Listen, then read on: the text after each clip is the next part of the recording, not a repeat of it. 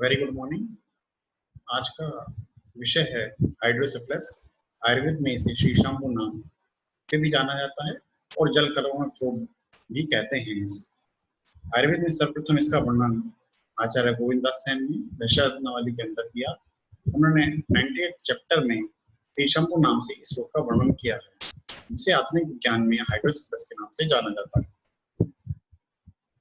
उन्होंने इसके निदान बताते हुए कहा है, दूषित जलपान के सेवन से, अत्यधिक शीतल पदार्थ के सेवन से, या आंतों में कृमियों के उत्पन्न होने से, या शरीर में सिर में अभिघात होने से, और असात्विक आहार विहार करने से, अधिक मद्यपान करने से, वात प्रकोप आदि के कारणों से सिर की स्नेहाच्छादित कला में जल का संचय अधिक हो जाता है और वहां पर सिर जो है शिशु का बड़ा दिखाई देने लगता है।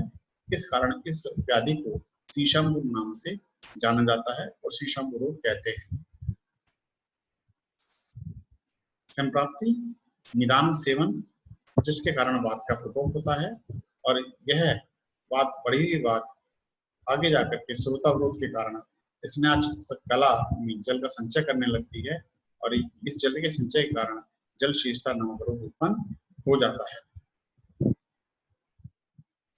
इसके पूर्व रूप देखेंगे हम।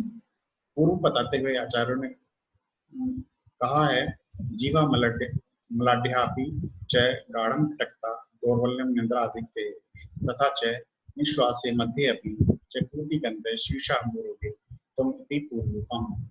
जीवा मलाढ़्यापि, जीवा पर मैल का जमा होना, गाढ़विटकता मल का गाढ़ा होना या कब्ज रहना या विबंध हो जाना, दौर्बलता आना, निद्रा आधिक्य, आलस्य छाए रहना, निश्वास मंदे, श्वास में बदबू आना, पूती गंध आना आदि रोग लक्षण हमें पूर्व के रूप में शीशाम्बु रोग के अंदर मिलते हैं। इसके रूप या लक्षण हम देखेंगे। शीशाम्बु रोग में सिर में तीव्र पीड़ा होती है, मल कृष्णवर्ण का होने लगता है, मूत्र अल्प मात्रा में आता है, कान तथा नेत्र में तीक्ष्णता का अनुभव होता है, नाड़ी की शीघ्र गति होने लगती है, त्वचा में रूक्षता आती है, बच्चा वमन करने लगता है, उसकी कनिनक संधि का विश्राम होने लगता है, आंखें लाल हो जाती हैं, मुख की विवर्णता होना, ओष्ठ पर खुजली होना, नासा का अक्षेप, उल्लाप, पक्षाघात आदि हमें लक्षण मिलते हैं। आचार्य गोविंदास सेन जी ने वैश्यरत्नावली के अंदर इस शीशाम्बु रोग की चिकित्सा बताई है। उन्हें चिकित्सा सूत्र बताते हुए कहा है, यद ओष्ठम रेचकम सयाद यच मूत्र प्रवर्तकम असर दोषहरम च अपि तक्षि शीर्षाम्बु गदेहितम। आचार्य ने इसकी चिकित्सा सूत्र में रेचक औषधियों का प्रयोग करने के लिए बताया है, मूत्र प्रवर्तक औषधियों का प्रयोग करने के लिए बताया है, असर दोष हरम और रक्त दोष हर औषधियों का प्रयोग करने के लिए कहा है। उन्होंने इस प्रकार 3 प्रकार की औषधियों का प्रयोग बताया है, जो औषधियां रेचक हों, जो मूत्र प्रवर्तक हों और जो रक्त दोष का शमन करे, उन औषधियों का प्रयोग यहाँ पर करना चाहिए। संक्षेप में उन्होंने चिकित्सा बताते हुए कहा है, शीशाम्बु रोग के सिर के समस्त बाल उस तरह से साफ कर ऊनी आदि गर्म कपड़े से सिर को ढकें, फिर रोगियों को कई बार थोड़ी थोड़ी मात्रा में नारियल का तेल पिलाना चाहिए तथा दिन में 2-3 बार स्वल्प मात्रा में रस सिंधु का सेवन भी करवाना चाहिए। इसके साथ ही उन्होंने पीत मूल के अधिक वात, जिसके अंदर रेवत चीनी, अनंत मूल, आंवला, तिब्रत, कचूर, त्रिजात, हरिद्राद्वय, इन सबको मिलाकर के वात बनाकर इसमें 4 रत्ती या 4 का प्रक्षेप देकर इसका सेवन करवाने पर तत्काल लाभ की प्राप्ति होती है। सलील शोषक चूर्ण, रस सिंदूर, रेवत चीनी, त्रिजात, यक्षार, इंद्रायण, इन सभी को समान भाग मिलाकर 4 से 8 रत्ती की मात्रा में मधु के साथ देते हैं। कुंकुमाग्रत, गोग्रत बीज तोड़ लेकर केशर, मुनक्का, बिटलवण, जीवंती, हरड़ और परवल के कलक से इसको सिद्ध करें और रोगी के बलानुसार इसका सेवन करवाते हैं। इसके अतिरिक्त रस तेल का और बहिर्भास्कर रस का भी प्रयोग करने के लिए आचार्य ने निर्देश दिया है। यदि रोग शांत नहीं होता और रोग बढ़ता रहता है, जिस कारण सिर का साइज अत्यधिक बढ़ जाता है, तो उस कंडीशन के अंदर त्रिकुंचक यंत्र के द्वारा मस्तिष्क जल को बाहर निकाल दिया जाता है। In the modern, we see the CSF circulation first, lateral ventricle में CSF का फॉर्मेशन होता है, CSF secreted by the choroid plexus of lateral ventricle, lateral ventricle से foramen of Meniere's के द्वारा थर्ड वेंट्रिकल में आते हैं और थर्ड वेंट्रिकल से ये फोर्थ वेंट्रिकल में aqueduct of Sylvius cerebral duct aqueduct के द्वारा पहुंचता है और फोर्थ वेंट्रिकल से फोरामेन ऑफ लुस्का और फोरामेन मेगेंडाई के द्वारा इस सबरेक्नाइड स्पेस में पहुंचता है, जहां पर अरेक्नाइड विलाई प्रेजेंट होती है। वही arachnoid villi superior sinus sagittal sinus में जा करके जितना एक्सेस CSF होता है उसको एब्जॉर्ब कर लेती है। In modern science the term hydrocephalus is derived from the Greek word hydro means water and cephalus means head. Although the hydrocephalus was once known as water on the brain, but the water is actually cerebrospinal fluid. Thus, we can define it is an abnormal condition in which cerebrospinal fluid collect in the ventricle of the brain. In infant, it called abnormally rapid growth of head and bulging fontanelles and a small face. In the adult, the symptoms are primarily neurological. Incidences: hydrocephalus affect approximately 1 in every 500 children. Now the etiology: hydrocephalus can be caused by impaired CSF flow, reabsorption, or excessive CSF production. The most common cause of hydrocephalus is CSF flow obstructions, hindering the free passage of the CSF through the ventricular system and subarachnoid space. Hydrocephalus can also be caused by overproduction of CSF because of relative obstruction. Example is papilloma of choroid plexus. Thus, hydrocephalus, on the basis of underlying mechanism, classified into the two categories. First is obstructive and second is non-obstructive. Both the forms can be congenital or acquired. Communicating hydrocephalus is also known as non-obstructive hydrocephalus, which is caused by impaired cerebrospinal fluid reabsorption. In absence of any CSF flow obstruction between the ventricles and subarachnoid space, various neurological conditions may result in communicating hydrocephalus, including subarachnoid or intraventricular hemorrhage, meningitis, Arnold-Chiari malformation, which is defined as downward displacement of the cerebral tonsils through foramen magnum. Congenital absence of arachnoid granulation is also a cause. Non-communicating hydrocephalus or the obstructive hydrocephalus is caused by CSF flow obstructions, ultimately preventing the CSF from flowing into the subarachnoid space, either due to external compression or the intraventricular mass lesion. The congenital hydrocephalus, the cranial bone, fused by the end of third year of life. For head enlargement to occur, hydrocephalus must occur before then. The causes are usually genetic, but can also be acquired. They usually occur within the first few months of life, which include intraventricular matrix hemorrhage in premature infant, infection, type 2 Arnold-Chiari malformation, aqueduct, atresia, and stenosis. Dundee-Walker malformations, that is congenital septa block outlet of fourth ventricle. The clinical feature is fretfulness, poor feeding, refusal to suck, frequent vomiting, and upper eyelid becomes retracted and the eyes are turned downwards. Acquired hydrocephalus, the condition is acquired as consequence of the CNS infections such as meningitis, brain tumor, head trauma, and intracranial hemorrhage. So, in this flowchart, you can see the hydrocephalus is of two types, obstructive and non-obstructive.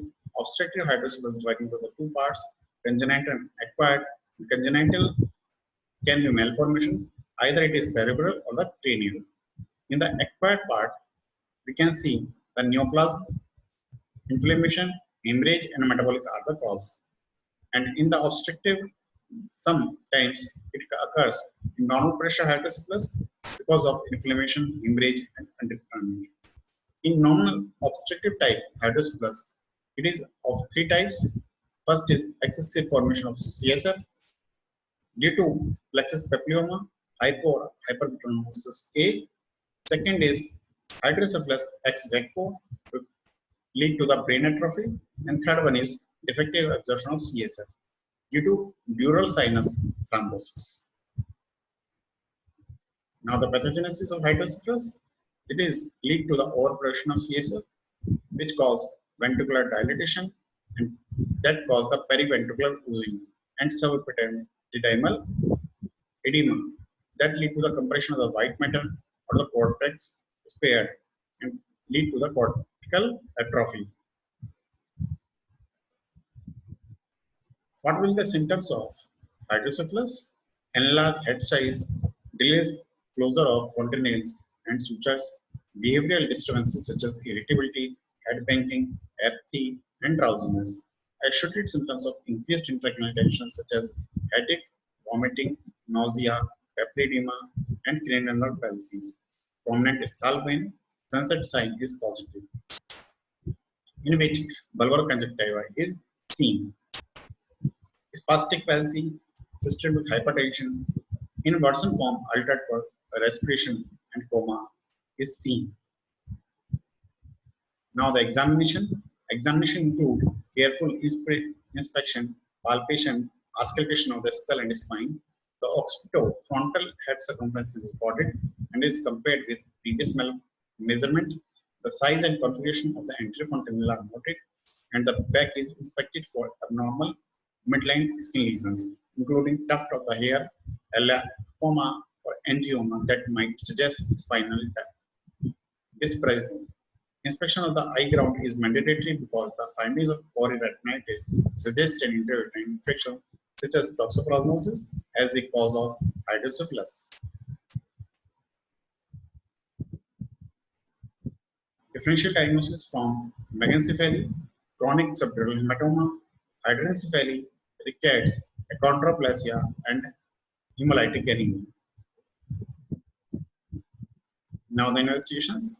First and the foremost investigation is brain X-ray of skull. Typically shows separation of the sutures, erosion of the posterior clinoids in older child, an increase in convolutional marking, beaten silver appearance with long-standing increased ICP. The CT scan and the MRI along with the ultrasonography in an infant are the most important studies to identify the specific cause of hydrocephalus. The head may appear enlarged and be confused with the hydrocephalus secondary to a thickened cranium resulting from the chronic anemia, rickets, osteogenesis imperfecta, and epiphyseal dysplasia. Chronic subdural collection can produce bilateral parietal bone prominence, various metabolic and degenerative disorders are seen as produced megancephaly due to abnormal storage of substances within the brain parenchyma.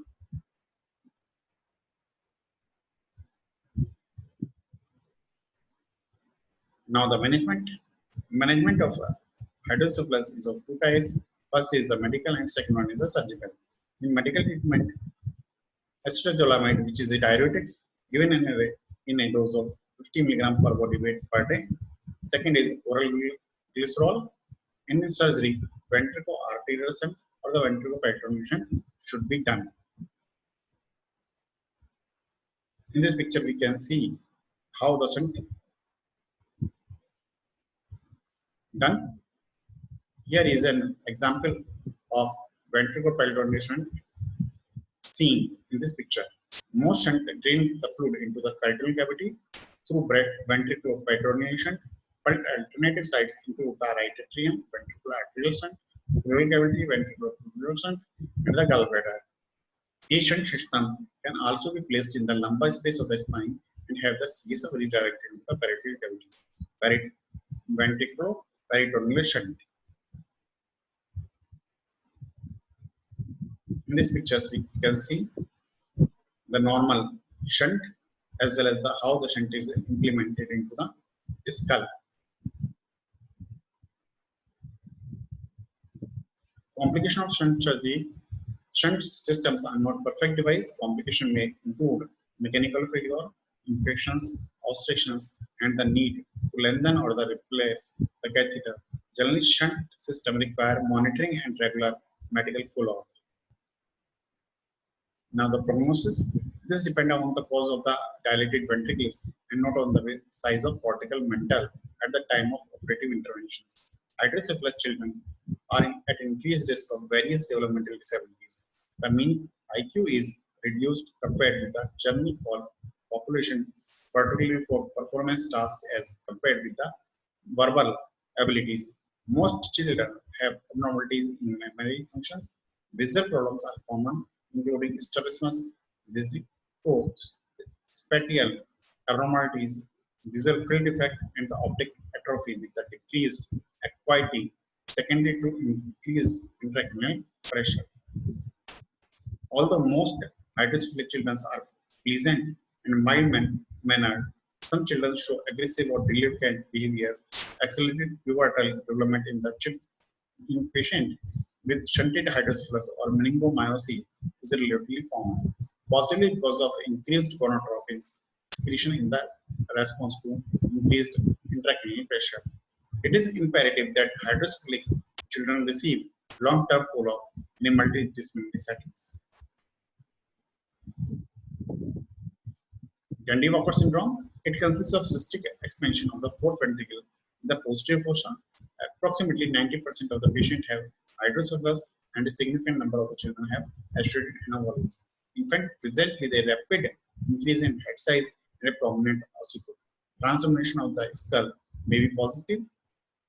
Most children have evidence of long tract signs, cerebral ataxia, delayed motor and cognitive milestones, probably due to associated structural abnormalities. Dendrival malformation is managed by shunting of the cystic cavity in the presence of hydrocephalus. Thank you.